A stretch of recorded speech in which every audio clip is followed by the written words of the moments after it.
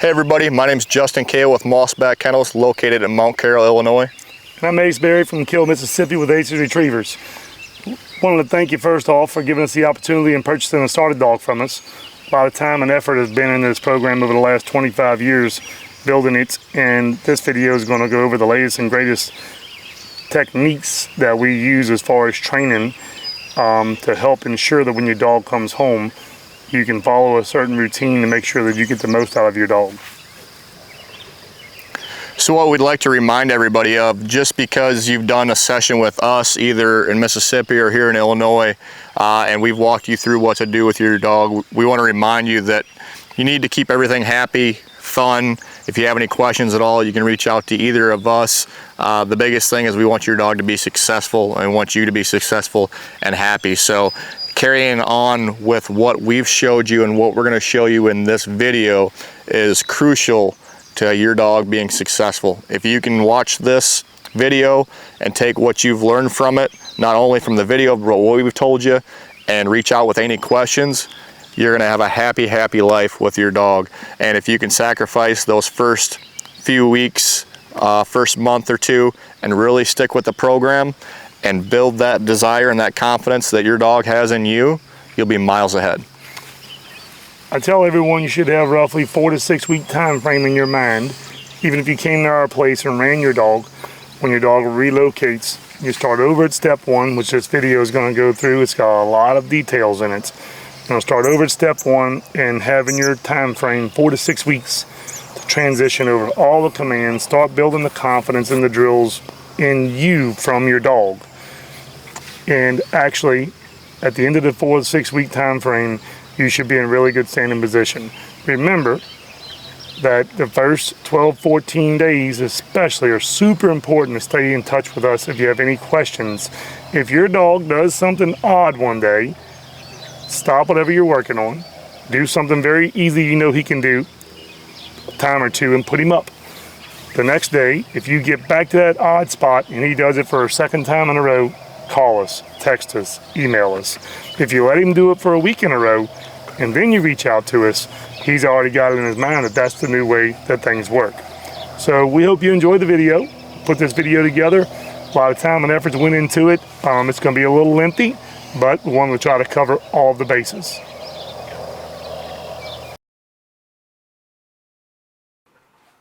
When your dog first gets to your house, whether you flew him on an airplane, whether you drove 30 minutes to get him or 15 hours to get him, his world's going to flip upside down. I picked this little dog. We had him up here by the office last week. He was a little unsure of things. We've had him up here twice playing with a tennis ball. Most of our dogs are really smooth inside the office and here on the carport. The number one job that you have when your dog gets there is to make him think that he went to Disney World. So I have a leash on this dog just so he doesn't run around the property. I'm not telling him S-I-T-H-E-E-L. I'm not giving him any commands. All I'm going to do, hey buddy, good boy, good boy. Hey, good boy, good boy. I'm going to bounce a ball around, interact with him. Hey. Come see, buddy, come see, buddy. This is not a dog that I trained. Different trainer that works here with us trained this particular dog. And even if you sit down and just bounce the ball, in the backyard, under the carport, in the garage, somewhere, I wouldn't bounce the ball in the house, but somewhere where he can get the ball over and over and over. And you want his interaction being, hey, this place is great. These people are great. All they do is play with me. I don't have any commands except for bring this ball back. That's the only thing I have to do. Let him chase that ball, let him bring it back. If there are other dogs there, if there are loud young children there, in the very beginning, I wouldn't walk him straight amongst all of that, or her. I'd take the dog, let him get their tail going. If you have young children that are loud, once he gets 4 or 5 balls and he gets excited, bring the kids out, let the kids meet him. You don't want to get him out of the vehicle and all of a sudden he's a little bit unsure because he just flew on an airplane or drove a long ways. All of a sudden he's got all these people coming up to him making all this loud noise, or another dog coming up to him. You see his tail's lower and wagging. The dogs that leave here, they've never been in control of anything. So they're not dominant or aggressive. So if you bring a dog in the backyard and there's the smell from your other dog that's been there for 8 years or 10 years, that dog's going to smell all of that odor.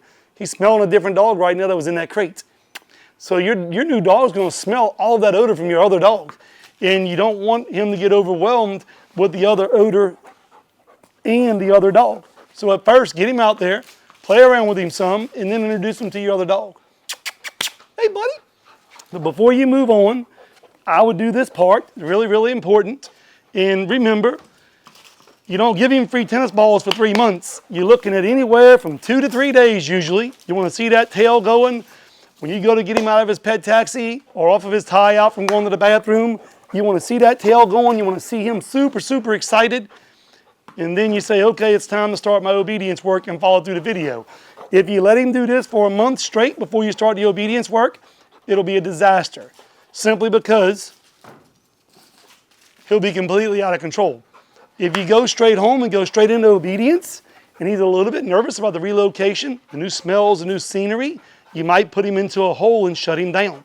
So you want to make sure that he has fun and adjust. At this point in time, we brought in about 150 dogs plus from the UK over the years, and even the 2- and 3-year-old dogs, when they get here, the first few days, it's very, very easy. Walk them, toss them, just let them have fun so they can adjust. And then we start moving forward with their training. Oh, buddy, oh, buddy, oh, buddy, oh, buddy. Good job, good boy, good boy, good boy. Hey, hey. Good boy, good boy. Good job. Okay, in this part of the video, we're gonna go over the e-collar. A couple of my quick thoughts on the collar, the function of this exact collar. 10 years or so ago, we did not use collars in our training. It was all leash pulling, it was all leash work. I have found that the collar actually, once they understand the leash and we start using the collar, if it's used properly to enforce what the dog already knows, it can maintain a lot of tail wag, a lot of enthusiasm, because the correction isn't for say coming from the handler, it's because I bumped my nose on the ground. So instead of that handler physically picking my neck up with the leash, I got a little tingle on the neck. If I get too far out front at heel, I get a little tingle on the neck. There's a lot of times in this video that you'll see us using a collar and us talking about it. A lot of collar examples and why we use it, why we touch one, why we touch two, all of that. Now, this particular collar is a Garmin Sport Pro. It's one of my favorites. Turn it on, little button underneath the bottom. Sometimes in the videos, depending on how the collar's on your dog, you may see that green light flashing and thinking that we did a correction and you're wondering why. Well, the green light flashes about every 2 seconds, regardless if you touch a button or not. Okay, so there's a roll dial here. There's a roll dial here on this collar. This one will actually run 3 different collars. Right now, switches all the way up on black, and that's what controls this one. The roll dial simply tells you what number you're on. One of my favorite things about this collar is that your thumb can simply move from here to here, to here to here. You can click up 2, touch the button, click down 2. You kind of know where you're at as long as you know where you started. So the roll dial and the user-friendliness of this collar is wonderful. Some of the cheaper collars that we've had clients bring to our place to use that are much, much, much cheaper, that are ordered online from certain places, you touch the number 1, it'll throw the collar out of your hand. It'll knock the heck out of you. I would like everyone to put this collar on one and touch it with it on their hand. When clients come to our place, we have them feel it. And go to number 2 and touch it. I'm not feeling, usually it's about 3 when I start feeling. Go to 3 and touch it. Go to 4 and touch it. That way you can feel what you're doing when you touch this button. So there is a vibe button on the bottom that'll make this collar vibrate. There is a tone, which is a beep on the collar. If you put this collar to auxiliary on the roll dial and hit the vibrate button, it actually turns on LED lights. So at nighttime you can see where your dog's at. And then the tone button, when you're on auxiliary, you can see the pictures on the remote here, turns into lights out. There's also a bark limiter on. The continuous button on the collar, when you touch and hold it when you're on auxiliary, this will flash a couple times and go blue. And once it goes blue here, that tells you the collar's on the bark limiter. So just turn blue. The way the bark limiter works is if your dog barks, it'll do a correction. If your dog barks again within so many seconds, say 10 seconds, it'll do a higher correction. If your dog barks again within 10 seconds, it'll do a higher correction. Well, if you wait past that threshold, the collar resets itself down to number 1. So the bark limiter is really, really handy on these collars in case you need it. So I'm going to turn this collar off. Turn it back on. The 2 main correction buttons that we use, the top bigger button is continuous. It's labeled underneath it. The bigger button right there in the middle of the remote is momentary. So that would be equivalent to 1 correction or multiple corrections. 95% of the times, we're using the big button that says momentary. Quick example when I would use the top button. If I'm walking a dog at heel, I should not be going 1 because his nose is on the ground, 1 because his nose is on the ground, 1, 1, 1, 1. That's not how it should work. It should go 1, 1, click, click, 2, click, click, 3, click, 4. Basically, if you keep doing it that quick, it's going to get worse. Now, instead of going from a 1, once you get to a 2, if you go to that top button and touch it for a split second, that's like jumping to a 4. So that's one scenario where I would use the top button. It's not very often, but sometimes if there's a really strong odor on the ground and you don't want to be skiing behind your dog in a few days, that's necessary. Throughout the video, there'll be quite a few other instances on how we use the collar, why we use it, what button we're pressing, and so on and so forth. So when you put this collar on your dog, I do recommend you putting it up high on the neck. If you order a new one, it's going to come with 2 shorter prongs. These are the longer prongs. There's a little tool in there to just unscrew. If you're running the Labrador, I'd recommend the longer prongs. Okay, and you want to put it on a little snug. Also remember, people ask me all the time, Ace, do I have to use the collar forever? Well, if you get the dog and you don't use the collar for 10 or 12 days and you decide, you know what, I think old Sam's going to have the collar, we're going to try the collar. Now Sam has 10 or 12 days of what he learned about you and what he thinks he can get away with you with, that you've got to go back and erase out of his mind. So now the job is harder, in my opinion. If you use the collar every time you interact with a dog for 2-3 months, that dog will swallow the pill and say, you are in charge. And this is the way life works. And getting away from the collar can be much easier. If you intermittently use it, 2 days on, 2 days off, 5 days on, 3 days not having it on him, you're going to throw in mixed signals because this collar is digitally controlled, the level of correction. You touch that button, bam, it's instant. You click up 2, that means that you're pulling the leash from a 1 to a 3, immediately went from a 1 to a 3, that quick. So if you use the collar every time you interact with your dog for the first 8, 12 weeks, 14, 16 weeks, depending on how solid you want it, there's a really good chance that you'll be able to get away from the collar. Some people like to do that, some people don't. Just something I figured I would mention. Also remember that if you leave this on your dog for 3 or 4 or 5 days in a row, these prongs right here, I've had pictures sent to me, they will eat holes in your dog's hide. So this collar goes on in the morning time. When you go to start interacting with your dog, when it's bedtime at night, this collar comes off. If you just put it on him and say, oh, that's easy, we'll just leave it on him, it will get nasty and ugly, and you'll have big sores where them prongs eventually will wear right through his hide. So put it on in the morning whenever you all wake up.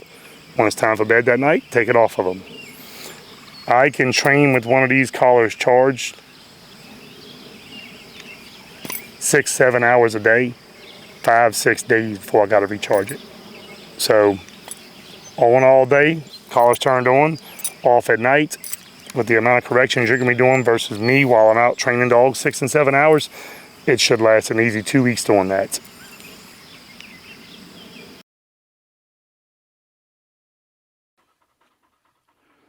Okay, so in order to set this video up and do this video, I picked this dog Spec. Last year she was a started upland dog to quarter and all in flush, and she was a started duck dog. She did both training programs, and she's in now to do finishing work.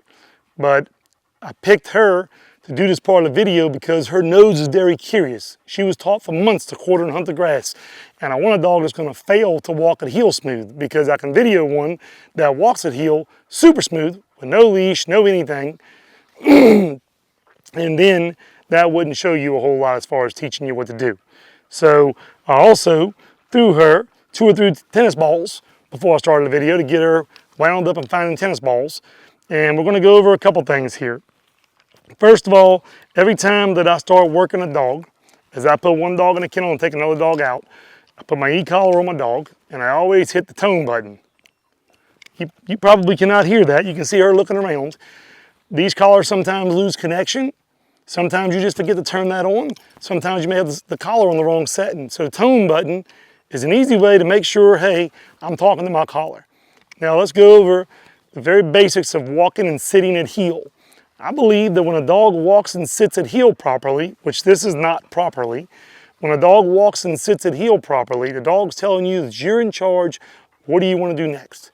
So after you get your dog over the couple days of tennis balls and, hey, this place is Disney World, I would pick a spot with very little, if any, distractions. Leash. If you have a collar on her with a name tag, any leash should work with the training that they've had. You can snap that regular leash to her flat collar that's got your name tag on it. We went over the collar already, Garmin Sport Pro. I'm on number 1. So when I walk this dog at heel, what they've been taught to do is their head belongs in an imaginary circle right to the left of your left kneecap. Unless your dog was taught on the right side, 98% of them's on the left side. Now, with that being said, when I stop, I want the dog's ear barely in front of my kneecap. I don't want the dog way out in front of me, and I don't want the dog behind me. So I'm gonna walk her and take a few minutes and demonstrate a couple things. First thing I'm gonna do, I'm just gonna take off walking, and I'm trying to give you a couple different views here and let Spec just kind of walk me. Because after them tennis balls, she thinks, hey, maybe I can go explore today. So this is the incorrect way to do it. Heel. You can see her nose going to the ground. See her out front of me right now. I mean, her shoulder is supposed to be even with my knee, my leg. When she sits, she's not supposed to be facing 3 o'clock. Heel. Let's do a little more. Nose on the ground. Nose on the ground. She's just kind of exploring. She's giving me about 3% of her attention. Yeah, I'm walking with this guy and we're taking a leisurely walk, and now I'm pulling on this guy's leash and we're just going along here, and this is the nicest, easiest walk I've ever had. Now, if you want your dog to perform the retrieving drills and we sit, 100% wrong. If you want your dog to retrieve smooth, run through the drills, I would probably spend about 5 to 7 days at this phase that I'm fixing to do. All of that I just demonstrated is not what you do, please. When you start off, I'm gonna start with my leash, the collar's on the dog. You might spend 1 day just using your leash. Now, whenever I start off, I'm gonna get right here next to the dog, ears right in front of the kneecap, and I'm gonna tell the dog to heel, and I'm gonna make 3 to 5 steps, and I'm gonna stop. Heel. 1, 2, bite, bite. Her nose went on the ground out in front of me. She looked in front of me a little bit. I'm gonna do it again. Every time I take off walking, I'm gonna tell her heel. Heel. Bite, bite, bite, bite. Now when I stop, my dog sat down next to me. Her ears in front of my kneecap. She looked up at me. She swallowed and licked her nose and said, "Boss, did I do that right?" Good girl. That's all she's gonna get. A little old good girl. Yes, you did do that right. Now we're gonna go again. heel, bite, heel, bite, bite. Now remember, sit. I'm adding different words in here and maybe throwing the dog off a little bit. I should have said sit before I said remember. But remember, I just threw her 2 or 3 tennis balls. And so she's thinking I get to explore and walk with Ace. Just 6 to 8 checks on my leash. When you do the bites, the checks, whatever you want to refer to them as, corrections, a tight leash and then a slow gradual pull is no good. A snake bite, a pop is where it's at. In the beginning, bite a little easy. But if you bite on a level 1, and that dog pulls on a level 1, and then you bite on a level 2, and that dog pulls on a level 3, and you bite again on a level 2, and she pulls on a level 4, you're doomed. In no time at all, you'll be skiing behind her, right down the sidewalk. Each dog, when they meet a new person, they say, hey, who's in charge, me or you? So when they first leave us, a couple days of that tennis ball fun, and then this obedience, they should fall right in place that easy. There shouldn't be a whole lot of leash biting. It should be very, very little. So now after you've walked with the leash for one day, 15 to 25 minutes, maybe the morning and evening if you have time to do 2 sessions. Now we're going to go over the e-collar. So the e-collar works the same way, except for you can digitally control the bite. Okay? So if I have to bite one and then again right back to back, I'm going to bite with the 1 and I'm going to bounce my pressure up to a harder bite. If I have to do the e-collar, I'm going to touch the button on the 1. If I got to touch it on the 1 again, after that second number 1, I'm going to roll it up to a 2 or a 3. I'm going to increase it and let her know that this is going to get worse quickly. And when most dogs leave here, they'll operate on a 1 or a 2. Now, let's go over how I would use it with her. Heel. So I'm walking. Number 1, sit, heel. Number 1. Number 2, she's out front. Number 2, she's out front. Number 4, she's out front. Heel. Number 2, because she gave me a couple seconds there, sit. She gave me a couple of seconds there through the grass and all walking in a tight heel. And if they give you a few seconds of doing it properly, I would take the pressure, lower it back down. The pressure doesn't climb and keep climbing the whole session. It comes up a little bit and then it settles down. These dogs, when they leave here, they've been at somebody's left leg for roughly 4 months. So they should do it really, really smooth. The biggest thing is that after they get there and they have them tennis balls in that free time for a day or 2, not 3 weeks, just a day or 2 usually, then you go into this obedience. I would use my leash and my remote on the second day and thereon. And then about maybe the 3rd day, somewhere in there, heel, I would actually get into some retrieves. 2, sit, good girl. I watched her and watched her and watched her, and she took the bait. She just couldn't help it but to smell that ground. When you walk her at heel, a proper heel is that dog watching, checking with you, watching where they're going, checking with you, watching where they're going. We don't spit out pieces of hot dogs like you see on the Facebook videos with all of the show dogs watching the handler's face. We don't do all of that.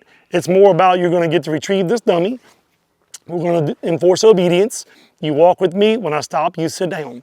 So I would use my leash the first day that I'm doing single retrieves with the dog. Heel. Heel. Sit. Move so I can get a little bit of a, okay, that's good. Sit. So with this being said, this isn't about 80-yard retrieves. Sit. Sit. Spec. Good girl. Good girl. That a good girl. Come see, girl. Good job. That a good girl. That a good girl. Good girl. The dog should zip right around to the heel position. Sit. When I do the single retrieve, when that dog's just getting to know you, and that dog's testing you a little bit, and he's feeling you out, there's 2 main points, times that dog's going to try to take off. It's when that dummy leaves your hand and when that dummy smacks the ground. So I'm going to redo that retrieve and listen to when I say sit, reiterating what she should keep doing. Heel. Let's get a little bit of a side view here with it. 1, sit. sit, sit, spec. Now the way you say the dog's name, you might say it super soft, you may say it super loud. I've seen people put the left hand down, put the right hand down. I've seen people tap the dog in the back of the head.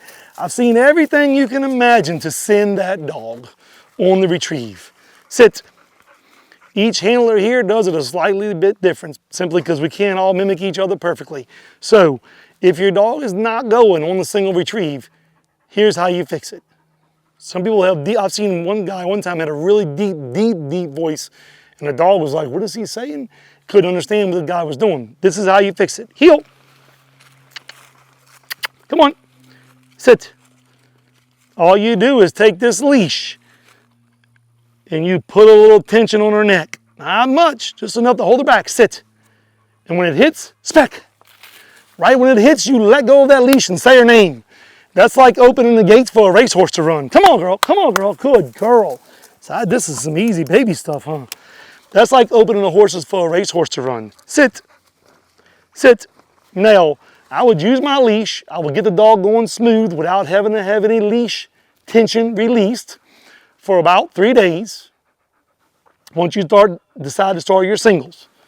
From there, I would take the leash off. There shouldn't be any jumping and flipping and flopping and pulling. If she's doing any of that, the obedience is not tight enough in the dog's eyes. The dog doesn't respect you enough, so the obedience needs to be tighter and really understand that you're in charge before you move to this step.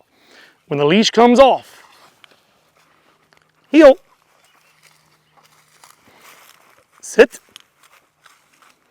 Your singles, I say 20 to 25 yards. Make it easy so she can do it over and over. I would give 15 to 20 of them a session. Sit, sit, sit, sit, spec. Should be that smooth and easy. Something else you can throw in there. Come on, girl. That a good girl. That a good girl. That a good girl. Come see, girl. Come see, girl. That a good girl. Heel. Something else you can throw in there. One little thing. In the very beginning, you may have to take a step forward or backwards when that dog gives you that dummy. With that new person, sometimes they'll look up like, hey, how are you doing up there? A little step forward or backwards will get that dog to zip around the heel. They should know like she does. I didn't even move my feet. She came around, and because I used my button some here a minute ago, she's at 99% perfect heel. Her chest is facing right where my chest is facing. Her ear is right in front of my kneecap. This is just a little something you can add after you've done your singles off lead for a day or two. Sit. You can also slack off on saying the word sit. Heel. You can walk forward a step or two. Sit. Sit. No. Sit. Sit. I'm waiting for her to look at it. Spec. Don't want to send the dog unless the dog's looking at the dummy. When the dog's staring at the dummy, I'm going to send the dog. Good job. When she's looking off to the side or looking at me, I'm not going to send her. Come on, Spec. Good girl. Good girl. Now, I'm going to go down here. I'm going to walk back towards you for this next part. Sit. At this phase, we should be around 2 days of tennis balls, 2 days of leash work, obedience. Started our singles, I'm sorry. So now total, we're on about day 5. I'm gonna run singles for 2, 3, 4 days. And leash comes off. I'm gonna go down here and I'm gonna walk and demonstrate how we train what we call no work. And basically, if the dog breaks to the dummy, we should be able to tell that dog no, he should stop and come back to heel. Meeting that new owner, most of them's gonna try you a time or two. They're gonna run on out there and get that dummy and say, I'm not listening to him. Well, all we would do is we wouldn't use the collar. We'd walk out there. We would tell them no a couple times. Right as we got to them, they're running back. They're like, oh, he's probably aggravated. Yeah, I'm aggravated. We would knock that dummy out of their mouth and tell them no. We wouldn't touch the dog. Just knock the dummy out of his mouth, tell him no, and walk him away from that dummy. Don't let him pick it up. Walk away from that dummy and leave it there. You're gonna do a couple more minutes of obedience work. You're gonna stop. I would stop the dummy in that position. It's been laying in there for 3 minutes. I would tell the dog to sit. I would do a retrieve, tell the dog to sit, send the dog to get it. When he goes and gets it, I'd pick that dummy up and I'd put it back in my vest. Establishing no work, sit, is what's gonna keep your dog steady, real steady. I'm gonna do a little bit of extra tidbit here and try and demonstrate, see if I can get her to break. And we do this with the dogs. If you wanna add this in, this will just make your dog steadier. When we throw the dummy, we will let it go early. So it'll hit the ground right in front of us and flop off like a rabbit running away or something jumping up and running away, and that dog's gonna wanna go catch it. So we do this with the dogs for about 3 to 5 days at a certain stage of the start of dog training. Heel. She's out front, number 2. Number 3, heel. 4, 3. Now she's watching me, heel, come on. Sit. I'm gonna get her in motion. I'm gonna start walking and do it. Heel. She said, yeah, I've seen that trick, Ace. No. Sit. Heel. Sit. If you have to tell your dog no, going towards a dummy and your dog stops and comes back to you, I would go pick that dummy up. I wouldn't try and send the dog to that dummy. You're gonna start sit and stay in place. When the dogs leave here, they already know sit and stay in place. They're able to sit and stay in place anywhere from 10 to 20 steps out. Now the way that we do this is from the very, very beginning, walking the dog at heel, you're gonna use your leash, you're gonna tell the dog to sit, even though he's already sitting, and you're gonna step right out in front of him, right here. Sit, steps right out in front of him. He's got the leash in case he needs to pull backwards. You only give 1 to 2 steps and you walk side to side and you tell him sit. We don't use the word stay. The dog's sitting there watching the handler. He's swallowing, licking his nose, sign of passiveness, saying, okay, I understand, I'm not supposed to move. We've already trained this into him, but I want you to do this at around day 3 of your obedience, because if you teach him to walk and sit at your left leg for 2 or 3 weeks straight, and then you try this, he's gonna struggle a little bit. So about day 3 of your obedience, you're gonna wanna start this. Now, the secret to this is that you build your time before your distance. I would shoot to be able to step in front of my dog 2 steps for 30 to 45 seconds before I added any more time. Any more distance. Once the dog is understanding, you're gonna have him sit there for 30 to 45 seconds, you can drop the leash, then you can say sit, you can add a step or 2 backwards. We always go back to the dog. We don't call the dog off of sit while they're here. That's the easy part. If you tap your leg a little bit and tell him that magic H word, he's coming to you. Every time the handler moves his feet, he's telling the dog sit. He's putting his hand up, sit. Now he's gonna tell him sit, and he's gonna get even farther. By this time, you should be able to go out there 5 to 6 steps. This probably on day number 2 or 3 of doing the sit stay drill. 5, 6 steps, 6 to 8 steps, anywhere from 30 seconds to a minute, minute and a half. Some people build this up to where their dogs will sit there and eventually lay down for 45 minutes or an hour.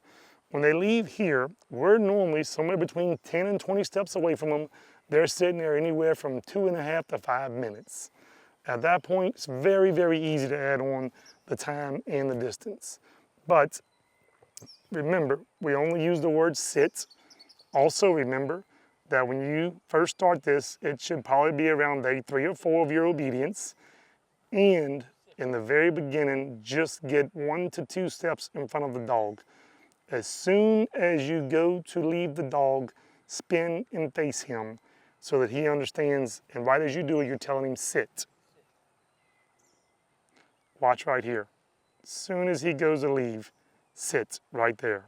In the beginning, you're going 1 or 2 steps, add your time before you add your distance.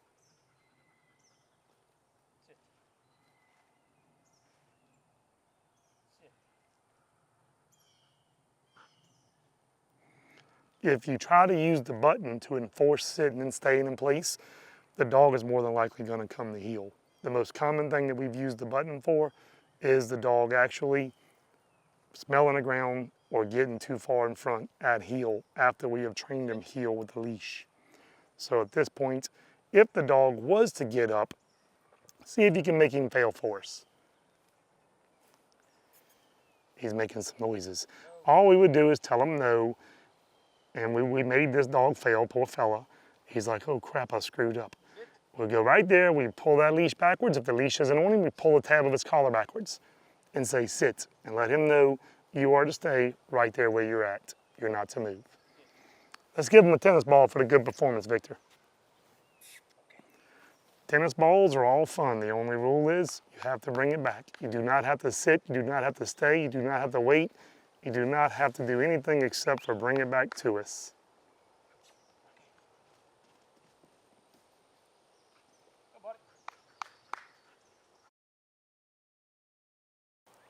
Okay, so once you get your dog to where you've been through your no work, your dog is running the singles really smooth, you're off lead, next step is going to be opposite direction doubles.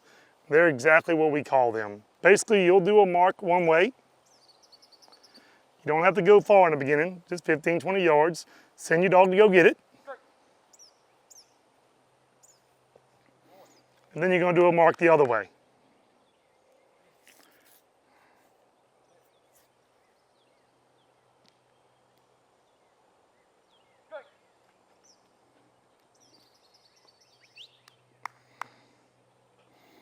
Now, you're going to put one down each way before you send him. So we would throw one, tell the dog to heel and spin him to the other side. We'll throw one that way.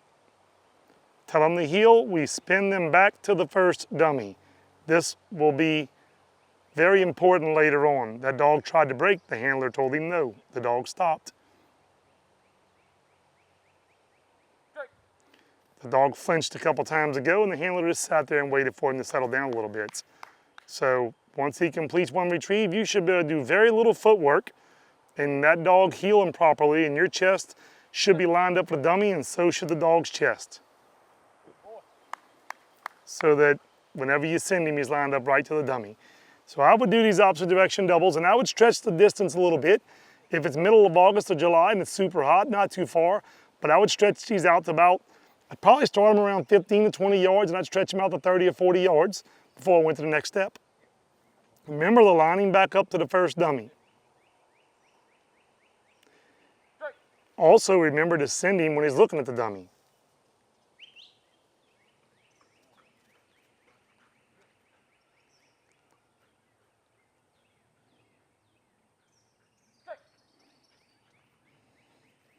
I would do opposite direction doubles for about 3 days. The dog already knows this very smooth. It's gonna will have been a little while because we get off of these before the dog goes home because we're on the same side doubles. But this step is important to make sure the dog doesn't try to switch on doubles when you do them on the same side.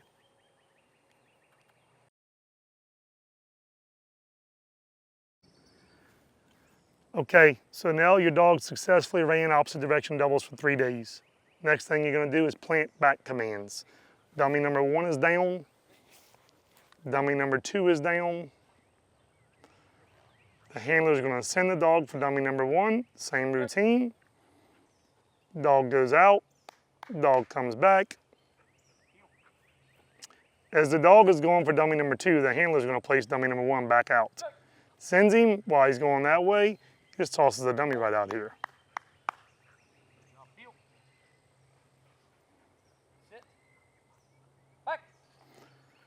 While the dog is going there, I know I'm moving the camera a lot, but he placed the dummy back out over here.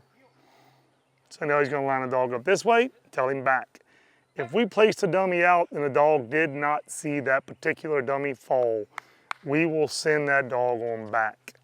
I would do this with him for about 2 to 3 days before I go into same side doubles with back commands.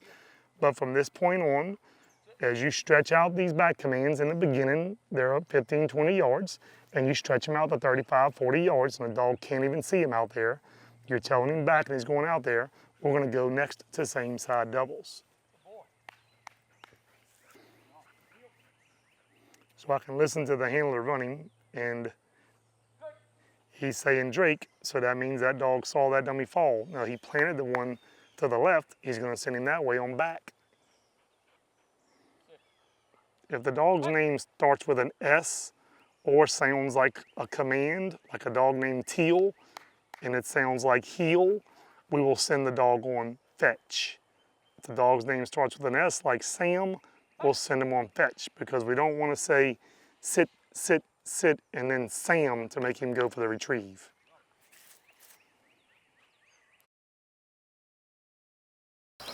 Hey everybody, I got Doc out here today, and we are going to start our steps of what you would do after your opposite direction doubles and starting and doing your back command. So we would do this next step to work towards the same side double and getting the dog to go on the word back.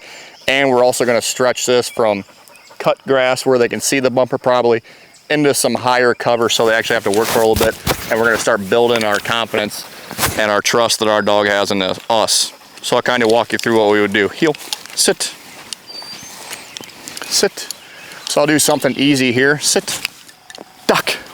We'll let him go get that single, and that actually bounced a little bit towards the tall grass, but he can still see it. He's got a good mark on it. Good boy.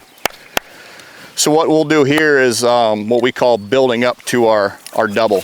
So when we say that terminology, you know, opposite direction double, the step we did before, just to go over it again, we'll do one here, we'll turn the opposite direction, we'll do one here, and then do our back command. So now we're doing a same side double. So all we're doing that is taking that and going from 180 degrees to 90 degrees.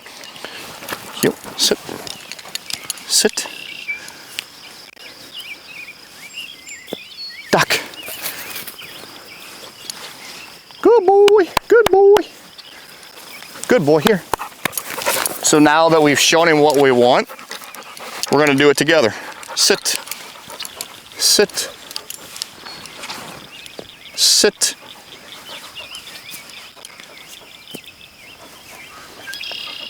duck. No, here.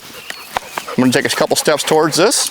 Sit, duck. No, no, here. Here, buddy. Good boy. Sit, duck.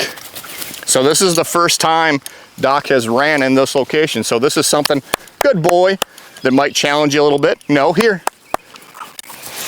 So keep in mind, all we're doing is building confidence and trust. Duck.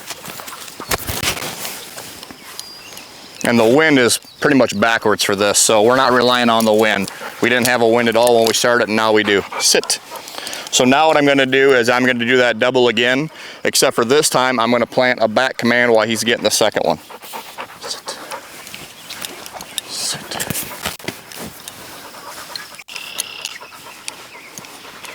Good. Heel. Sit. Good. Heel. Sit. Duck. And just because he had a little bit of trouble the last time, I took a couple steps forward and I cut him off from this direction just to show him what I needed to make it a little bit easier. Good. Sit. Sit. Duck. Good boy. That away. Good job, buddy.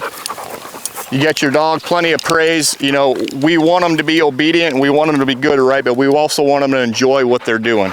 Good. Back. Perfect. Good job, Doc. Duck. That was down the hill.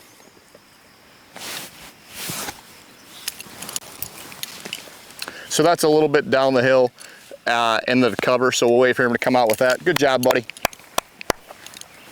So that's my first leg of my double, and that one was in cover. Now this one here, sit. You'll notice Doc's a little wet. Duck. We got him in the pond and cooled him off, took a little break. That and we had a camera malfunction. He can smell it. He's in there hunting, he's in there hunting. Good boy, here. Over here, buddy. Yes, sir, good job. So building up to our doubles like we did with the ones in the cut grass, we're gonna build up to these just in cover. Sit, sit, sit, sit.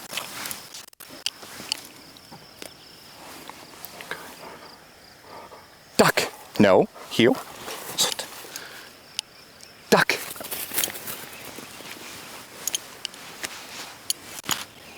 So hopefully he'll go down that bank and smell to that bumper a little bit. It bounced in there not too far. You'll see me, there he is. Good job, I'll go over this here in a second. Good job. Good. Duck.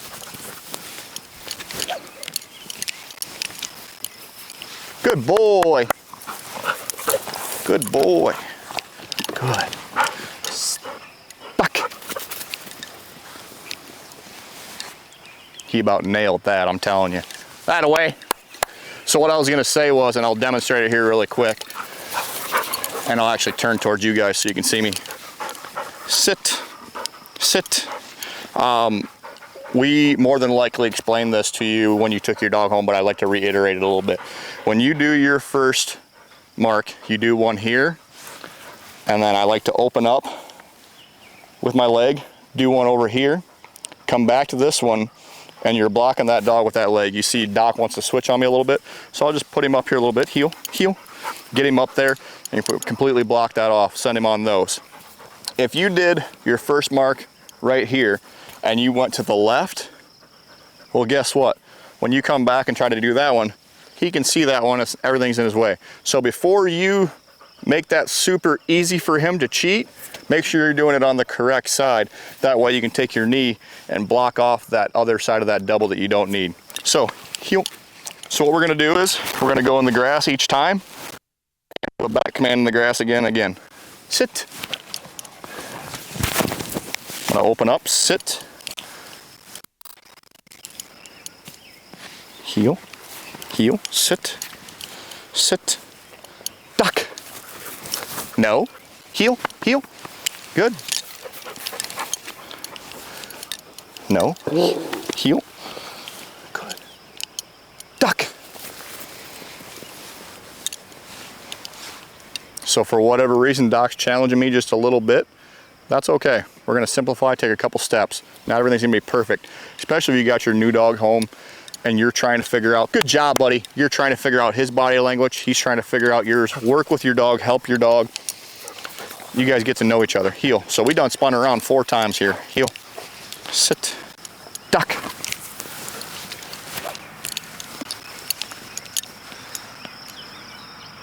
He's back there smelling it. And we're in my mother's garden, so as long as she's not around, we're okay here. Good job. Good boy. Duck. So what I did there, he was looking this way, he was looking that way. I waited for him to focus a little bit, looked the right direction, and I sent him. If you say the word back or his name while he's, let me watch this dog here. While he's looking the wrong direction, you say his name, he's gonna go where he's looking. Staying in the cover for the most part. That bank goes down like this there. We're trying to find a spot where we would encourage you guys to do it, where it's cut grass, and then it's not so thick a grass, but it's still in cover. Good job. We have some hay fields and stuff around it, but it's this tall and it's super thick. So we want to make sure he's successful. If you want to stretch your dog out a little bit on the back command for hunting season and you want to do some more work with that, this little drill that we're going to do with you today is a good way to strengthen your bond, strengthen the confidence in the dog, and get them driving out. Typically when a dog goes out so far, you know, they're looking for a bumper, they hang up. If you only throw bumpers and plant back commands at 50 yards, your dog's only gonna go 50 yards to find them, okay? So this is a little drill. If you got a buddy, wife, kids, they can help you. And this is a good way of how we're gonna lengthen that back. So further blinds basically. So I'm gonna walk up here and I'm gonna do a mark with Doc and we're gonna get started. Heel.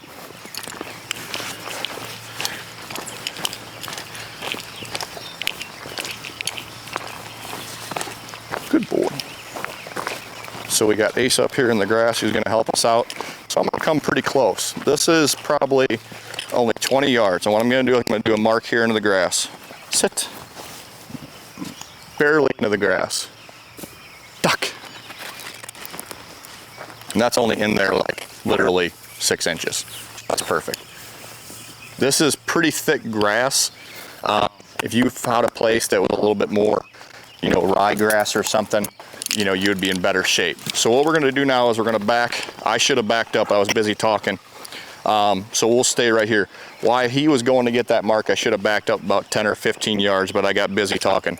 So what we're gonna do now is we're gonna say the word B-A-C-K, and then Ace is gonna pop a bumper into the grass, and he's gonna see it and go, heel, back. So you can see as he started, Ace threw that bumper. The wind is kind of swirling down here, but for the most part, we're hoping that that breeze is hitting him right in the face. If you can set your dog up so that bumper, that blind, not really a blind, you've seen a mark, right? But we're helping him. This will make sense here in a second. But we want that bumper and the wind coming right in his face so he smells up to it. So if he's not successful, what your helper might do is throw another bumper out there to get some more scent. He's busy, he just needs to slow down a pinch. Good boy, there we go, here buddy. And so you can see me backing up a little bit to Doc, and Ace planted one in the grass while we're out there. So now it's gonna be a blind, right? Back. I put 2 out for him. So we want him to go, we want him to get in the grass. Find it, buddy. Good boy. I thought he had it. Slow down, buddy, slow down.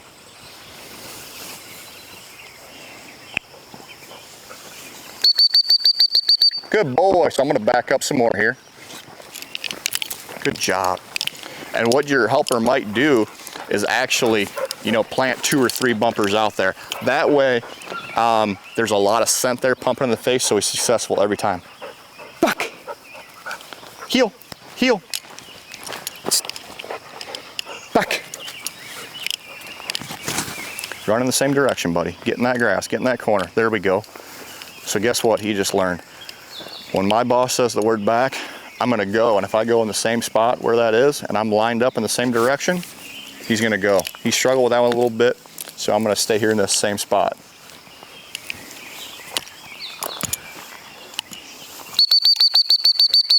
Good boy, good boy, good boy.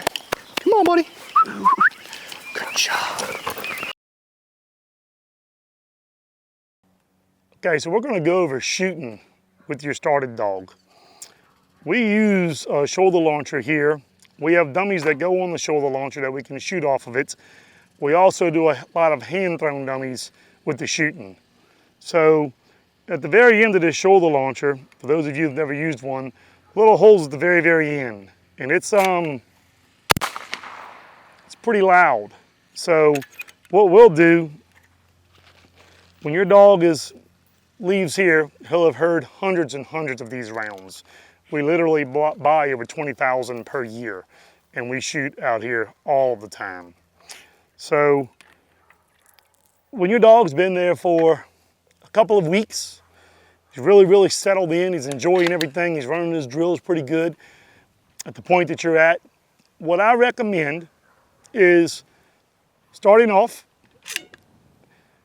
the dog and handler's probably 60 yards, and mid-flight, what we call mid-flight is when the dummy's at the top of the arch.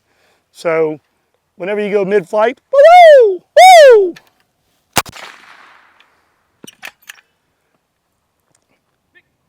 and I would be over there running the dog and have someone shooting. You can use a 12 gauge, doesn't really matter. But all you're looking for is a reaction from the dog. If he's not super comfortable with the area and you yet, you may see a reaction. If you see a reaction, I would give him a couple of days.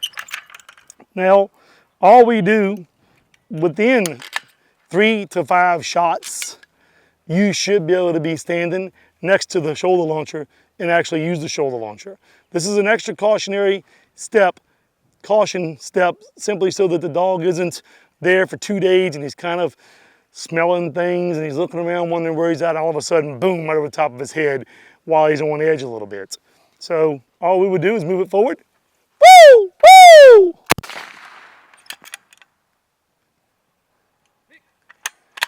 While he's retrieving, can aim the end of that over towards him. You're looking for a response, and your buddy's doing the shooting or someone, and you're the handler with the dog. So if you see any sort of a response, you simply tell them to stop. From there, within 2 more shots, woo, woo! Just get closer and closer, close the gap. He's doing a little bitty single with him. Not worry about doubles and all of that right now. So I've probably shot 5 or 6 shots, and we've seen no response from the dog.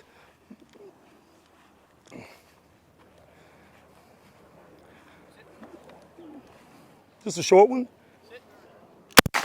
Still 0 response from the dog. And at this point, the shoulder launcher can be handed over to the handler and the dog.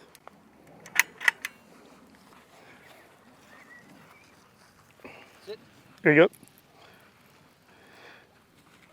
I would encourage that you do a retrieve, not 1 shot per retrieve. While he, see him fixing to reload? So while the dog is out on a retrieve, he'll shoot. The dog might be coming back, he can shoot. We don't have the dogs thinking that every time a boom goes off, I retrieve, simply because that's not the way the duck hunting works, or any kind of shooting and hunting, any kind of waterfowl or quail, pheasant, whatever it may be. So we'll shoot, shoot, shoot. Now the big thing to remember is that if you get your dog September, October, November from us, the chances are before they leave, we shoot lots over them. But chances are they're gonna slide right into it. If you get your dog from us February, March, April, May, June time frame, and your dog doesn't hear any shooting for 2, 4, 6, 7, 8 months, and all of a sudden you've done no shooting and bring him straight out to the hunt and shoot over him, you're probably gonna spook him. So if you get your dog earlier in the year, make sure that he hears some shooting throughout the year. My recommendation would be that once you start shooting over the dog, you shouldn't see any response at all, but maybe he should hear every 3 weeks, he should hear 5 to 10 rounds. You don't have to shoot 5 boxes over him every other day, but every 2 or 3 weeks, 5 to 10 rounds. If you have a shoulder launcher, you just about can't overdo it. Another thing I wanted to show you with the shoulder launcher, let me see it here. So,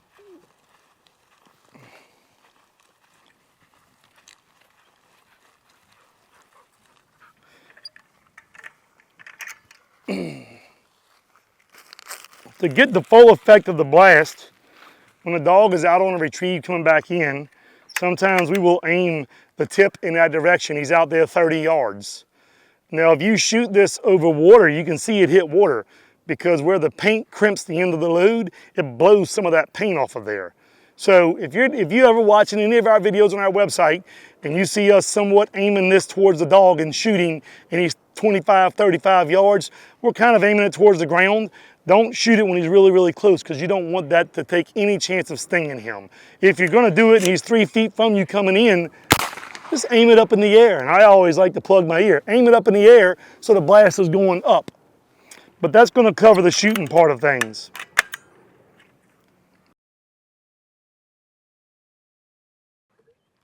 So we offer numerous extras, as we call them, with our dogs. Boat work, hide work, ATV work, platform work, different things to help the dog in his scenario where you're gonna hunt him. When we do these extras, tennis ball is where we start at. We usually use a ball to get that dog going, and this dog's already trained with the hide. So we usually take that ball to start off with and go in and out of the hide. If your dog was trained by us to go in the hide, it should take you about 1 or 2 days. And I would probably let him settle in for a couple of weeks before you really get into doing the extra stuff like this. It should take him 1 or 2 days, and he should know, hey, I'll go in that hide. But if we didn't train your dog to do hide work, this is how we would do it. We would take the ball and we'd roll it in and out of the hide. We use the bottom side of a crate because I've had too many hides dry rot in the sun and the rain out here. So we use the bottom side of a plastic crate. And basically, after that dog's chasing that ball in there, once we've trained him and we start putting the command there, we'll get him at heel, we'll walk up there to it, and right as we walk to it and get by it, we tell him hide. That dog, this dog's already trained to do it, and if you had your dog trained to do it, that's how smooth he should do it. And in the beginning, Victor's gonna bounce that ball and tell him, okay, you went in there, you get your reward, the ball. We try to keep the pressure out of it.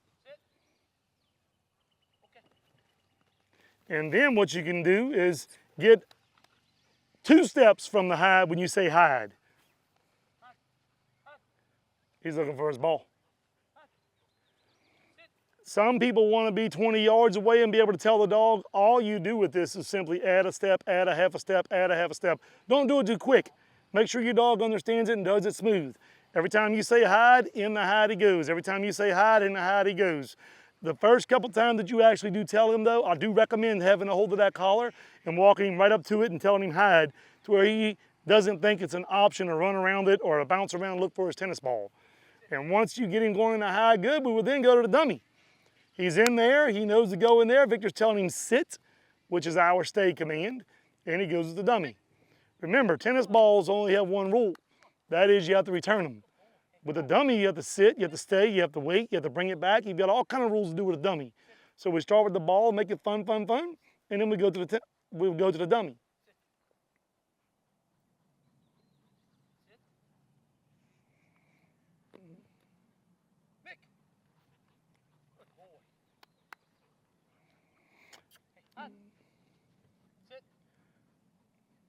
This is something that you can practice in your living room with your dog, or during the summertime while you're barbecuing.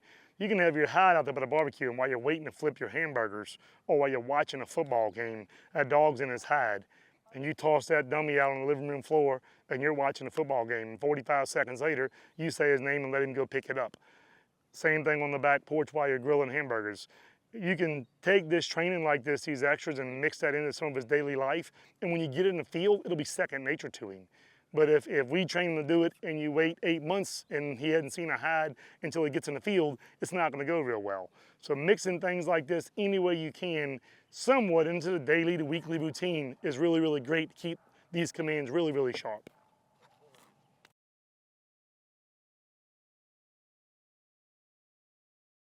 Okay, this video is going to go over our crate training procedure and the follow-up once the dog gets home with you. We use a couple of things to make sure the dog understands not to go to the bathroom inside of his crate. From the beginning, in the morning time, we would feed the dog, watering, right after we do his session, or right before we do his session. We want his full stomach, and as his energy comes down from doing his session and he relaxes, him to go to the bathroom. So what we do with him is, once the session's over with, he goes on a tie out. Tie out is super, super, super critical. A tie out is simply a cable coated in plastic with a corkscrew that screws into the ground. It's about 12 to 15 feet long, and you put that in your yard. It's very temporary. You put that in your yard where you want your dog's toilet to be. So once the dog gets up in the morning, first morning, he's going to get tennis balls. He's going to get his food and his water put by his tie out. The first day or so, it may take your dog 2, 3, 4 hours before he relaxes from the complete relocation and goes to the bathroom.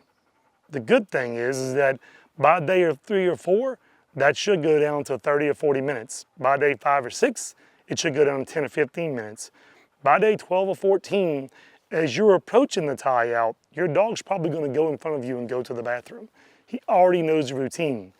He goes straight to that tie out, and that's where we go to the bathroom. That's his toilet. Now, without the tie out, 2 things generally happen if someone tries to skip this step with a dog that we crate trained or tries to do this on their own. If you're outside walking that dog in your backyard or down the street to an empty lot in a subdivision so he can go to the bathroom, if you're there, he's going to be at your left leg. He's been at someone's left leg for 4 months. If you're out there with him in the beginning, he thinks he's working. So you can walk him around for an hour and a half, 2 hours. He's probably not going to go to the bathroom. Then when you go inside, you think it's time to sit down and relax. He doesn't have to go to the bathroom. You take your eye off of him. He's going to go right into your kitchen. Yep, that's where he's going to the bathroom. Because he's outside, he's energetic, he's excited because he thinks there's work to be done. All of a sudden he goes inside. You sit down, you're not paying attention to him, he's going to the bathroom. The other thing is putting him in the backyard that's enclosed by himself without a tie out. Well, the only thing that he knows there just went inside that back door. So he's going to sit by that back door. And in an hour, 2 hours, 3 hours, when he decides to go to the bathroom, he's going to stand up, or she's going to stand up, and she's going to go about 2 steps away, and she's going to sit right back on your rug, and she's going to wait for you to open that door.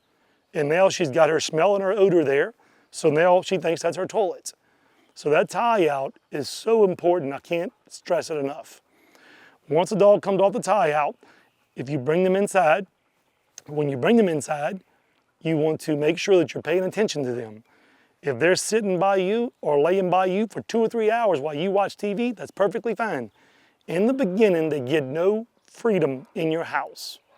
If you're not watching them, they go in the pet taxi, in the crate, in the kennel, whatever you want to refer to it as. When they come out of that, they immediately go to their tie out. From the tie out, you can run drills.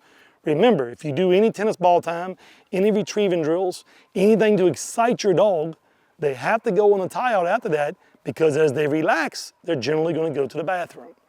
So, dog comes back inside after he's been on a tie out. As you go through 3-4 weeks, some people try to curve it sooner. It's up to you and your dog.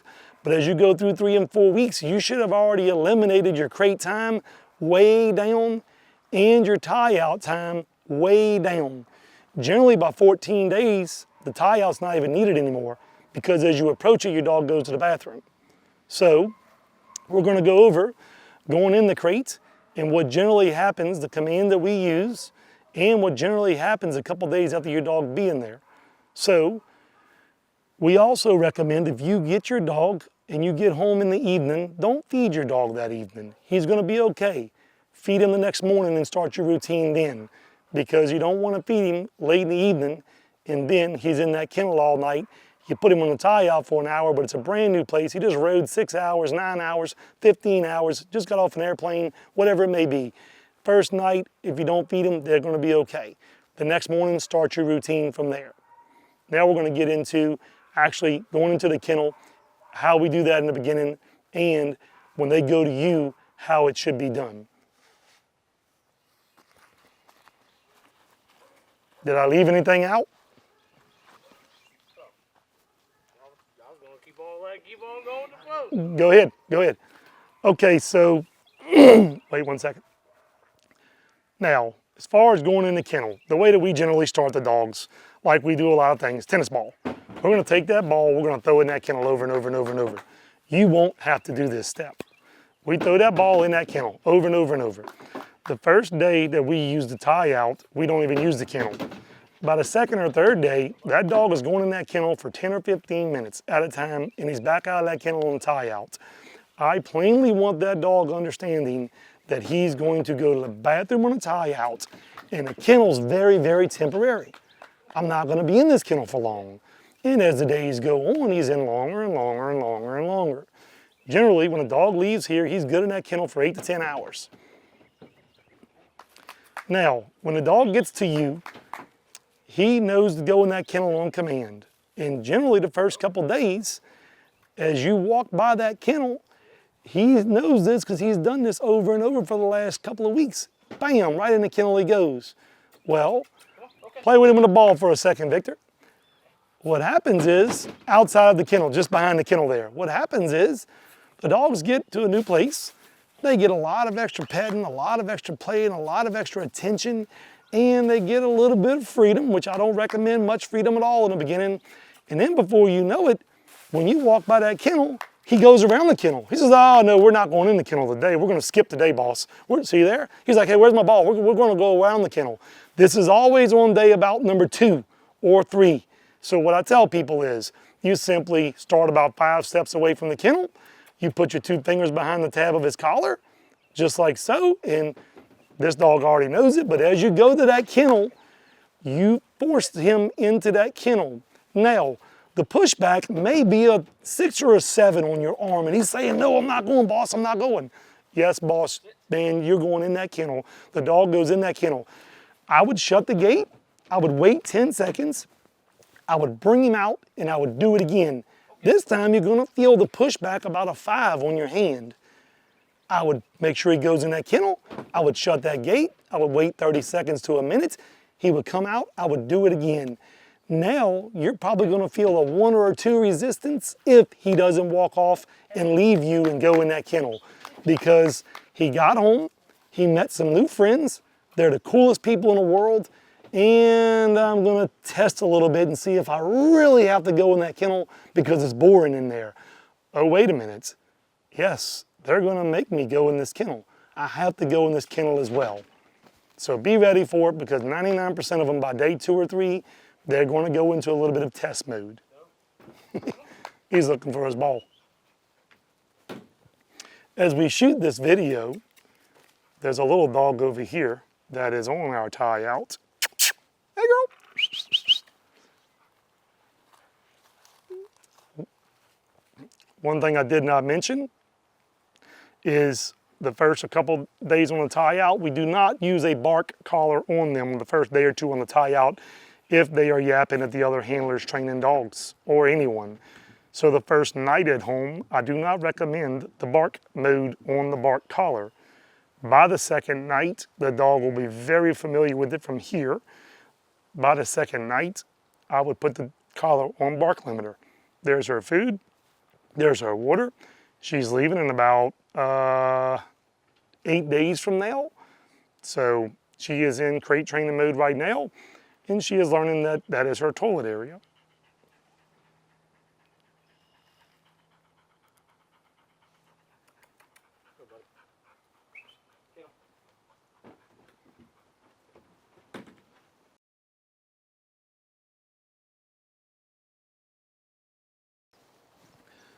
Okay, in this video, we'll be discussing place work. We train the dog to do place work on a very stable, very low platform. Then before they leave here, we move them to this platform. So in the very beginning, when your dog sees a brand new platform that he's never seen before, you may have to use a leash, walk him up there with a ball, use that ball, tap the top of it, say place, bounce that ball, let him go grab the ball. Okay, we're not worried about making him sit and stay the first time that he sees your platform. Now, as you walk by it, just a time or two with that ball, since we've already done the hard work, he's gonna hop up there. So I would do this with the dog and give him 5 or 6 tennis balls for a day or 2 in a row. Walk him up there at heel, have him on your left side, have the platform right there to where as you walk to it, if you walk in front of the platform, he's gotta walk right through it and he'll hop up on it, bounce him a ball.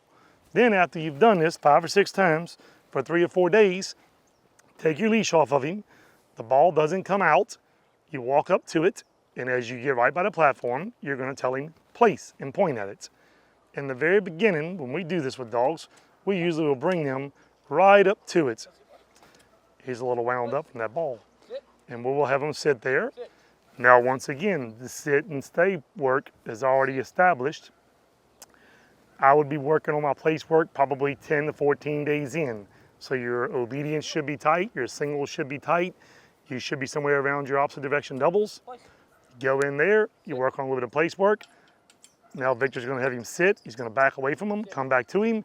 Before you know it, here comes a dummy. With the retrieving dummies, the dog has to sit steady.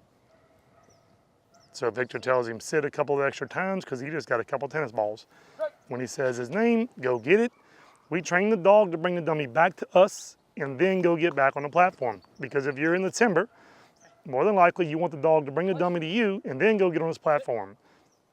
When a dog leaves here, we usually have it to where 5 to 8 steps away, we can point at that platform and say place, and that dog will run and jump on it. Some people want it 20 yards away. To do this, all you do is simply go from 5 steps away from it to 6 steps away from it. From 6 steps to 7 steps. And over 5 or 6 days, you can have him getting on it. I've even had a client send me a video of a dog doing it about 80 yards away. So all you do is slowly progress it. Make sure your platform is stable. If your platform is very, very wobbly, your dog is not going to like it.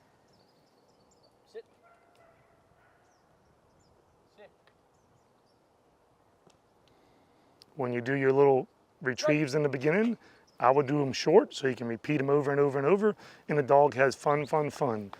Remember, repetition is going to teach him that he can do these fun things with you. So in the very beginning, when you add something like this, or you're messing with this, I would not do big, long retrieves. I would do short retrieves so it stays super exciting and fun.